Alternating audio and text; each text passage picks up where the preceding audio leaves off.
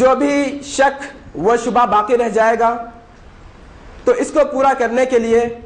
ہم نے سوال اور جوابات کی نشست بھی رکھی ہے۔ میں آپ تمام سے گزارش کرتا ہوں کہ جس کسی کو بھی سوال کرنا ہو کسی اس عنوان کے تحت، جنوں کی حقیقت کے تحت، تو وہ بالکل ہمارے بھائی یہاں پر مائک کے ساتھ موجود ہیں، وہ ان سے سوال کر سکتے ہیں۔ اب میں آج کے ہمارے مقرر جناب شکیل احمد صاحب سے گزارش کرتا ہوں کہ وہ ہمیں جنات کی حقیقت کے عنوان پر مخاطب فرمائیں۔ جناب شکیل احمد صاحب، صدر AHES۔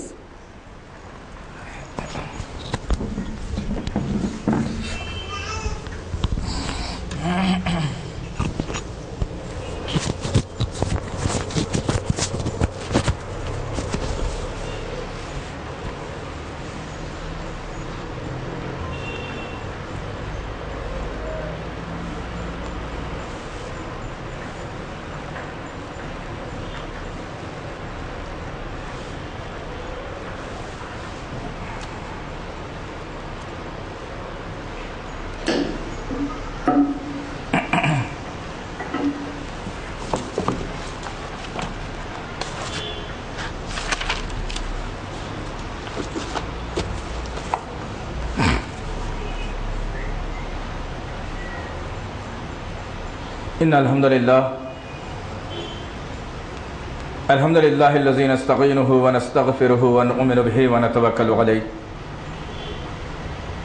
ونعوذ باللہ من شرور انفسنا ومن سیئات اعمالنا من یہدی اللہ فلا مضل له ومن یضلل فلا ہادی له واشہد ان لا الہ الا اللہ واشہد ان محمدا عبدہ ورسولہ اما بعد فإن خير الحديث كتاب الله وخير الهدي هدي محمد صلى الله عليه وسلم وشر الأمور محدثاتها وكل محدثة بدعة وكل بدعة ضلالة وكل ضلالة في النار الرجيم يا أيها الذين آمنوا اتقوا الله حق تقاته ولا تموتن إلا وأنتم مسلمون قال اللہ تعالیٰ فی القرآن المجید اعوذ باللہ من الشیطان الرجیم یا معاشر الجن والانس ان استطعتم ان تنفذوا من اقطار السماوات والارض فانفذوا لا تنفذون الا بالسلطان فبأي آلاء ربكما تكذبان رب اشرح لي صدري ويسر لي امري واحلل عقدة من لساني يفقهوا قولي رب زدنی علما آمین رب العالمین۔ تمام تعریفیں بزرگی بڑائی کبریائی اس رب غالب مولا کے لیے جو تمام جہانوں کا پالنہار مدبر مشکل کشا حاجت روا آقا، جس کی ذات میں کوئی شکوہ نہیں ہے، جس کے دانش میں کوئی شکایت نہیں، ور خطا سے لا ریب ہے۔ تیری یاد وجہ قرار ہو میری زندگی کی بہار ہو، تیری یاد وجہ قرار ہو میری زندگی کی بہار ہو، نہ ہو اس چمن میں کبھی خزاں تیری شان جل جلال ہو۔ درود و سلام محبت وحی کتاب حکمت کے مالک صاحب تاج اور معراج و براق صلی اللہ علیہ وسلم پر، سلام اس پر کہ جس نے بے کسوں کی دستگیری کی، سلام اس پر کہ جس نے بادشاہی میں فقیری کی، سلام اس پر کہ جس کے پاس نہ چاندی تھی نہ سونا تھا، سلام اس پر کہ تکیہ ہاتھ اور چٹائی جس کا بچھونا تھا، درود اس پر کہ جس کی زندگی رحمت ہی رحمت، درود اس پر کہ جس کا تذکرہ عین عبادت۔ اللہم صلی علی محمد وعلی آل محمد بارک وسلم۔ بزرگوں اور عزیز ساتھیوں اور پس سے پردہ سننے والی اسلام کی مقدس و معتبر خواتین، یہ اللہ کا بے پناہ فضل کرم احسان ہے کہ اللہ تعالیٰ نے امت محمدیہ میں پیدا فرمایا اور پھر اسلام جیسی عظیم نعمت سے ہمیں سرفراز فرمایا۔ عزیزان محترم، اسلام جب سرزمین پر نہیں تھا تو انسان پراگندہ ماحول میں اپنی زندگی گزارنے والا تھا، لیکن جب اسلام عرب کی سرزمین پر نمودار ہوا नबी आखिर ज़मान सल्लल्लाहु तआला अलैहि वसल्लम फरमाने इलाही के मुताबिक इंसानों को सुधरने का मौका फराहम कर रहे थे। माहौल से अफरा तफरी खत्म हो रही थी और लोग अपने माबूद हकीक को पहचानने की तरफ आ रहे थे। जहालत का दौर खत्म हो रहा था, इंसान अपनी इंसानियत को पहचानने पर आ रहा था। ऐसे माहौल, ऐसे हालात में अल्लाह रब्बुल इज्जत इंसानों की फलाह बहबूद के साथ साथ एक ऐसी मखलूक जो किसी के नजर नहीं आती, उनकी भी फलाह के लिए अल्लाह रब्बुल इज्जत आसमानी दुनिया से पैगामात का नुज़ूल फरमा रहा था।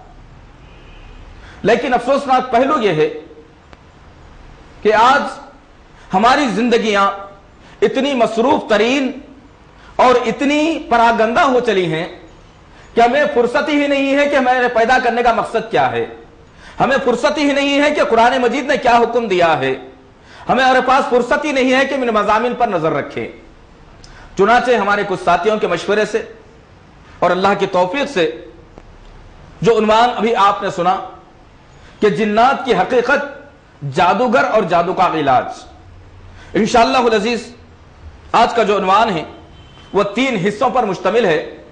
पहले हिस्से में हम देखेंगे इंशाअल्लाह ताला कुरान और अहादीस की रोशनी में कि जिन्नात की हकीकत क्या है। फिर इंशाअल्लाह रब्बुल इज्जत अहले इल्म में जो जादूगरों के बारे में बताया है, इंशाअल्लाहुल अज़ीज़ हम उस पर भी कुछ मुख्तसर रोशनी डालेंगे। और फिर जो तीसरा इसका आखिरी मरहला रहेगा ये कि इलाज इसका किस तरह से किया जाए। क्या जादू का इलाज सिर्फ मंत्रों और जादू से ही हो सकता है या फिर कुरान उसका वाहिद इलाज है।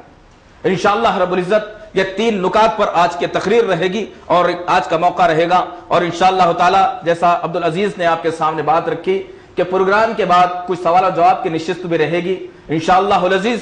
कि जो शक व शुबहात हों इंशाअल्लाह ताला वो सवालात के जरिए से हम कोशिश ये करेंगे कि कुरान हदीस की रोशनी में जवाब दे करके उन बातों का इजाला किया जाए। तो इज़ान मोहतरम, सबसे अहम तरीन नुक्ता यह है कि अल्लाह रब्बुल इज्जत ने इंसान को बनाने का जब फैसला किया,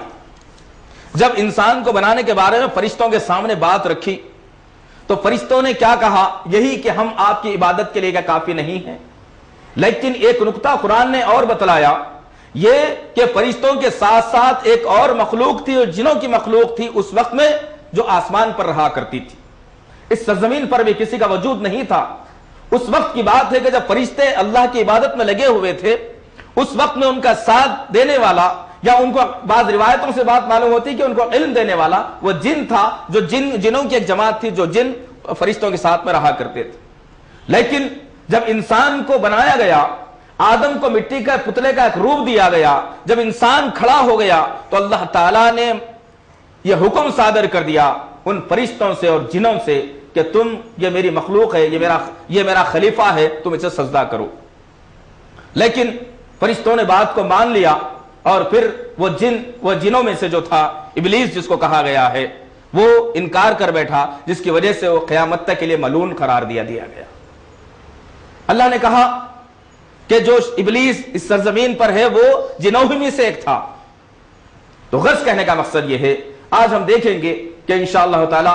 जिनों के बारे में अल्लाह रब्बुल इज्जत ने जो कुरान और नबी करीम सल्लल्लाहु अलैहि वसल्लम ने अहादीस मुबारका के अंदर क्या जो है ना उसकी तफसील बताई है इंशाअल्लाह ताला। तो आइए सबसे पहली दलील मैं आपके सामने के रखूं। सूरह अहकाफ की आयत नंबर 29 में अल्लाह रब्बुल इज्जत इरशाद फरमाता है, वइज़ सरफना इलैका नफरम मिनल जिन्न यस्तमिऊनल कुरान, और जब हमने जिनों की एक जमात को आपकी तरफ यानी नबी करीम सल्लल्लाहु अलैहि वसल्लम में मुतवज्जह होते हुए देखा और उन्होंने कहा कि हम एक अजीब कुरान को हम सुन रहे हैं। तो दूसरी दलील है सूरह अनाम की आयत नंबर 130 में यही लफ्ज को दोहराया गया कि या माशरल जिन्न वल इंस अलम यातिकुम रसूलुम मिनकुम यखुज़ून अलैकुम आयाती व युनज़िरनकुम लिक़ा यौमिकुम हाज़ा। यानी यही कहा गया कि ऐ जिनों और इंसानों की जमात, क्या तुम्हारे पास अपने रसूल नहीं भेजे थे जो तुम्हारे पास तुम्हारे सामने मेरी आयतें पढ़ते हैं और तुम्हें क़यामत की हौलनाकियों से डराते हैं। तीसरी दलील अल्लाह रब्बुल इज्जत ने सूरह रहमान की आयत नंबर 33 में वाज़ेह की, जो हमने अभी खुतबे सानिया के बाद में आपके सामने हम पढ़ी